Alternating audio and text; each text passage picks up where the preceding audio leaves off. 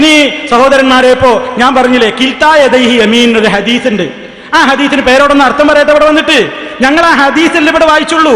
അത് കേൾക്കുമ്പോ അങ്ങനെ വികലാംഗനല്ലേ എന്നിട്ട് കളിയാക്കുക. ഒരാൾ ചോദിച്ചു, ആരും ചോദിച്ചിട്ടില്ല. ഈ രൂപത്തിലുള്ള പൊട്ടത്തരങ്ങളാവെന്ന് പറഞ്ഞ് പിന്നെ നമ്മളിവിടെ പറഞ്ഞിരുന്നു എന്തെന്നറിയോ, കഴിഞ്ഞ പ്രസംഗത്തില് നിങ്ങൾ ഇറങ്ങുന്ന അർത്ഥം പറയാൻ പാടില്ല, ഇറങ്ങുന്നു പറയാൻ പാടില്ല, തെറ്റാണെന്നൊക്കെ പറഞ്ഞപ്പോൾ നമ്മൾ പറഞ്ഞു നിങ്ങളുടെ സുലൈമാൻ സഖാഫിനെ എഴുതിയിട്ടുണ്ടല്ലോ ഇറങ്ങി വരും, ഇറങ്ങി നിൽക്കും, ഇറങ്ങും എന്നൊക്കെ. അപ്പൊ മൂപ്പര് പറഞ്ഞൊരു വാചകമുണ്ട്, വല്ലാത്തൊരു രസമല്ലോ. എന്താ രസം എന്നറിയോ മൂപ്പര് വാചകം? മൂപ്പര് പറയണേ, അതിപ്പോ നിങ്ങൾ പറഞ്ഞു എന്ന് പറഞ്ഞുകൊണ്ട് ഞങ്ങൾ പറയുമ്പോ പിന്നെ നിങ്ങൾ പറഞ്ഞതല്ലാതെ ഞങ്ങൾക്ക് പറയാൻ പറ്റുമോന്ന്. ഞങ്ങൾ പറഞ്ഞോന്നല്ല, നിങ്ങൾ ഇങ്ങനെ പറയുന്നു എന്ന് പറഞ്ഞിട്ട് പറയുമ്പോ ഞങ്ങൾക്ക് അങ്ങനെയല്ലേ പറയാൻ പറ്റുള്ളൂ. അല്ല നിങ്ങൾ പറയത്തെ ഞങ്ങൾക്ക് പറയാൻ പറ്റുമോ? നിങ്ങൾ പറയത്തെ ഞങ്ങൾക്ക് പറയാൻ പറ്റുമോ? നിങ്ങൾ പറഞ്ഞല്ലേ പറയാൻ പറ്റുള്ളൂ. അതല്ലേ ഞങ്ങൾക്ക് എഴുതണ്ട്. ആകെ കൺഫ്യൂഷൻ ആക്കുക. നോക്കൂ നിങ്ങൾ ആ ഭാഗം.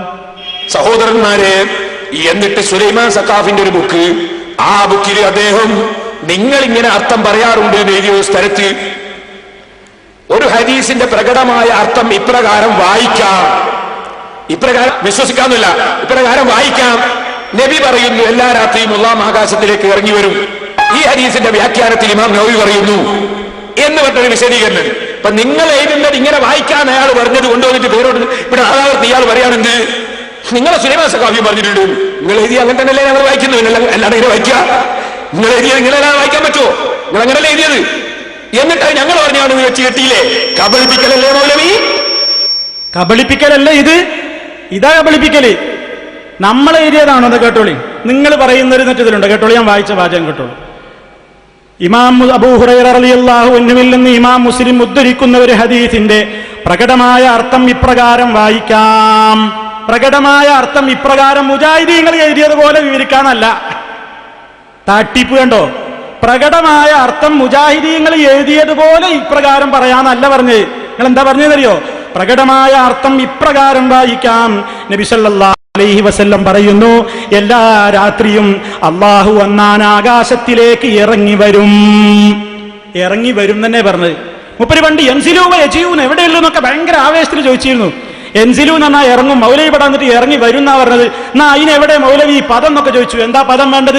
എൻസിലുവ യജീഊന അത്ര വേണ്ടത്. ഇപ്പൊ നിങ്ങളോ എൻസിലുവ യജീവു അല്ല പറഞ്ഞ് ഇറങ്ങി വരും. എവിടുന്നായും കിട്ടി? മാളിയേക്കലർ എഴുതിയിട്ടുണ്ട് എന്ന് പറഞ്ഞപ്പോ ഒത്ത തോണയല്ലേ രക്ഷപ്പെടുത്താൻ. എന്ത് നിങ്ങൾ പറഞ്ഞു എന്ന് പറയുന്നത് പിന്നെ ഞങ്ങളല്ല എന്താ പറയാ? എവിടെ അതിലാ വാചകം? മുജാഹിദുകൾ ഇപ്രകാരം പറയുന്നത് ഞങ്ങൾ ഉദ്ധരിക്കുന്നു എന്ന് എവിടെയാണ് ആ വാചകം? മലയാളത്തിലല്ലേ? എവിടെയാണ് ആ വാചകം? നിങ്ങളെടുത്ത് വായിക്കണം, നിങ്ങളെടുത്ത് വിവരിക്കണം. ഇനി മാളിയേക്കലിന്റെ അതിൽ മാത്രാണോ? മാളിയേക്കലിന്റെ അതിൽ മാത്രാണോ ഈ കെ മാഹിൻ സഖാഫി എഴുതുന്നത്? കേട്ടോ, ഈ രാത്രി അള്ളാഹു ഒന്നാം ആകാശത്തിലേക്ക് ഇറങ്ങി വരും, അള്ളാഹു ഒന്നാം ആകാശത്തിലേക്ക് ഇറങ്ങി വരും എന്ന് മാഹിൻ സഖാഫിയും പറയുന്നു. ഇനി പല പ്രസിദ്ധീകരണങ്ങളിലുമുണ്ട് ഇറങ്ങും എന്ന് പറയുന്നുണ്ട്, ഇറങ്ങി നിൽക്കും എന്നൊക്കെ പറയുന്നുണ്ട്. നിങ്ങൾ വാഴക്കാട് വെച്ച് എന്താ പറഞ്ഞത് എന്ന് ഓർമ്മണ്ടോ? വാഴക്കാട് എന്ന് കേൾക്കുമ്പോ നിങ്ങൾക്ക് ഞെട്ടലില്ലേ? ആ വഴിയും പോയിട്ടില്ലല്ലോ. ഇരുമ്പുഴി പോകാത്ത പോലെ, പയ്യന്നൂര് പോകാത്ത പോലെ, പെരിങ്ങത്തൂര് പോകാത്തത് പോലെ, കാസർഗോഡ് ഹൊസങ്കടിയിൽ പോകാത്തത് പോലെ, പല സ്ഥലങ്ങളിലും പോകാത്തത് പോലെ ും പോയിട്ടില്ലല്ലോ. അവിടെ നിന്ന് നിങ്ങൾ എന്താ പറഞ്ഞിരുന്നത്?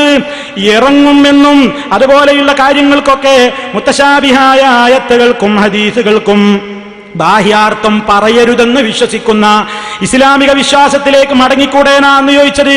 കയറുന്നോ ഇറങ്ങുന്നോ ഒന്നും പറയാൻ തന്നെ പാടില്ല. എൻസിലു പറഞ്ഞാൽ എൻസിലു, ഇസ്തവ എന്ന് പറഞ്ഞാൽ മുസ്തവിന്നല അർശിഹി എന്ന് പോലും പറയാൻ പാടില്ല.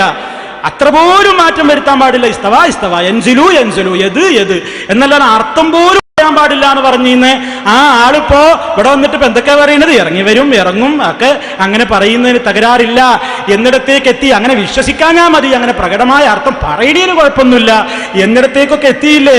അപ്പൊ സഹോദരന്മാരെ, ഈ രൂപത്തിലാണ് വിശ്വാസപരമായ കാര്യങ്ങളിൽ തന്നെ അള്ളാഹുവിനെ സംബന്ധിച്ച് എങ്ങനെയാണോ വിശ്വസിക്കേണ്ടത് ആ വിശ്വസിക്കേണ്ട നിലക്ക് വിശ്വസിക്കുന്ന മുജാഹിദുകളെ ഇവർ കുതിര കയറുകയാണ്. അള്ളാഹു എന്ന് പറയുന്ന ഇവരുടെ അള്ളാഹു നമ്മെ പോലെ ഇറങ്ങും, കസേരയിൽ ഇരിക്കും, 2 കൈയുണ്ട്, 2 കാലുണ്ട്, മൂക്കുണ്ട്, കണ്ണുണ്ട്, നമ്മെ പോലെ ചെവിയുണ്ട്, നമ്മെ പോലെ വിരലുകളുണ്ട്, നമ്മെ പോലെ ഇരിക്കുന്നു, നമ്മെ പോലെ ചിരിക്കുന്നു എന്നൊക്കെ പറഞ്ഞ് സാധാരണ ജനങ്ങളെ തെറ്റിദ്ധരിപ്പിക്കാറില്ലേ? എത്ര തവണയാണ് നമ്മൾ ഇവിടെ നിന്ന് ആവർത്തിച്ചത്? അള്ളാഹുവിനെ പറ്റി സൃഷ്ടികളോട് ഒരു നിലക്കും ഉപമിച്ചു പോകരുത് കേട്ടോ. ഒരു നിലക്കും അവന് അർഹതപ്പെട്ടതല്ലാത്ത, അവകാശപ്പെട്ടതല്ലാത്ത, അവനെ വിശേഷിപ്പിക്കാൻ പറ്റാത്ത ഒന്നുകൊണ്ടും വിശേഷിപ്പിക്കരുത്. അതേ സമയത്ത് തന്നെ അള്ളാഹു അവനെ പറ്റി എന്തൊക്കെ വിശേഷിപ്പിച്ചിട്ടുണ്ടോ അതൊക്കെ അപ്പടി തന്നെ നമ്മൾ സ്വീകരിച്ചു കൊള്ളണം. എങ്ങനെയെന്ന് ചോദിച്ചുകൂടാ, മറ്റൊന്നിനോട് ഉപമിച്ചുകൂടാ, മറ്റൊന്നിനോട് സാദൃശ്യപ്പെടുത്തിക്കൂടാ. ഈ വിശ്വാസമല്ലേ പൂർവീകരും ആധുനികരുമായ എല്ലാ ഇമാമിയങ്ങൾക്കും ഉള്ളതെന്ന് കിതാബുകളിൽ പറഞ്ഞിട്ടില്ലേ? ആ വിശ്വാസം മുജാഹിദികൾ സ്വീകരിച്ചതിന് നിങ്ങൾ എന്തൊക്കെയാ ഇവിടെ നിന്ന് പരിഹസിക്കാറുള്ളത്, പരിഹസിച്ചിട്ടുള്ളത്, ഇപ്പോഴും പരിഹസിച്ചു കൊണ്ടിരിക്കുന്നത്? റബ്ബിനെ ഭയപ്പെട്ടുകൊണ്ട് ജീവിച്ചോളൂ. അള്ളാഹുവിന്റെ കോടതിയിൽ മറുപടി പറയേണ്ടി വരുമെന്ന് ചിന്തിച്ചോളൂ. ഇനിയും സഹോദരന്മാരെ, നമ്മളെ പറ്റിയുള്ള ആരോപണം നിങ്ങൾക്ക് കേൾക്കണോ? എന്താ ആരോപണം? നമ്മളിവിടെ കഴിഞ്ഞ പ്രസംഗത്തിലൊക്കെ